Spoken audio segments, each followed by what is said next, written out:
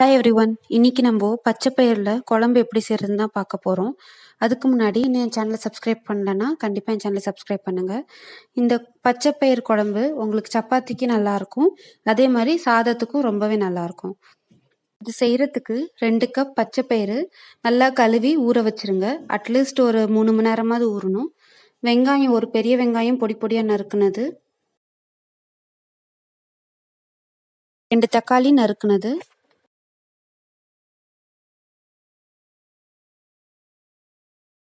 7 பச்சை மிளகா.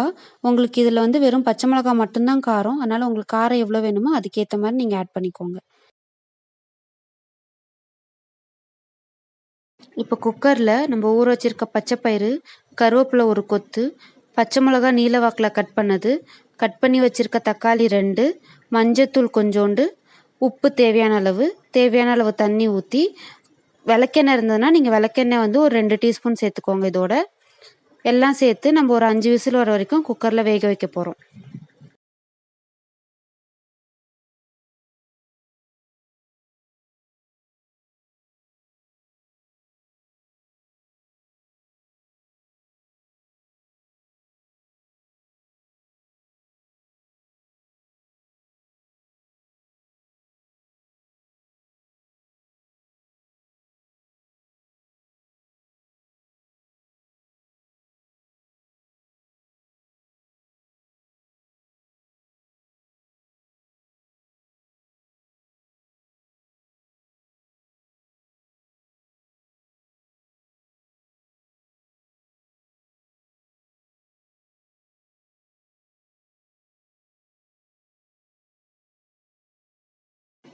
இப்போ குக்கர்லேருந்து வெந்ததுக்கப்புறம் இந்த மாதிரி இருக்கும்.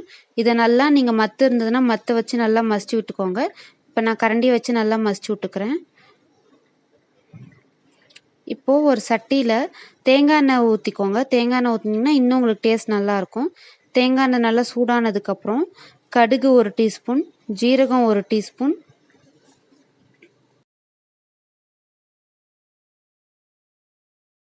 வரமிளகா ஒரு 2 தாளிக்கிறதுக்காக மட்டும், எல்லாம் சேர்த்து நல்லா தாளிச்சு விட்டுக்கோங்க.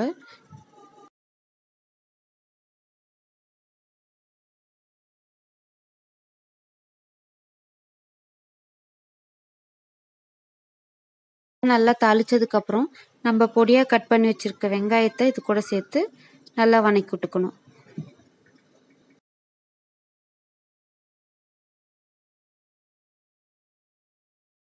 நல்லா வணங்கிருச்சு. இப்போ வெங்காயம் வணங்கினதுக்கப்புறம் நம்ம அந்த வேக வச்சுருக்க அந்த பருப்பை இதில் சேர்த்து, உங்களுக்கு தண்ணியாக வேணும்னா கொஞ்சம் தண்ணி எக்ஸ்ட்ரா சேர்த்து நல்லா கொதிக்க விட்டுக்கோங்க.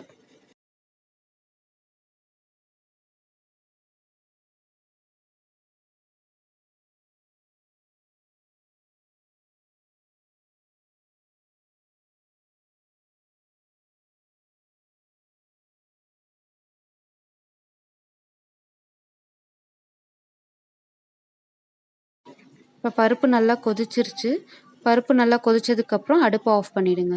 அவ்வளோதான். இது செய்கிறதுக்கு ரொம்பவே ஈஸியாக இருக்கும். இது ஹெல்த்தியும் கூட. இது கண்டிப்பாக ட்ரை பண்ணி பாருங்கள். தேங்க்யூ ஃபார் வாட்சிங்.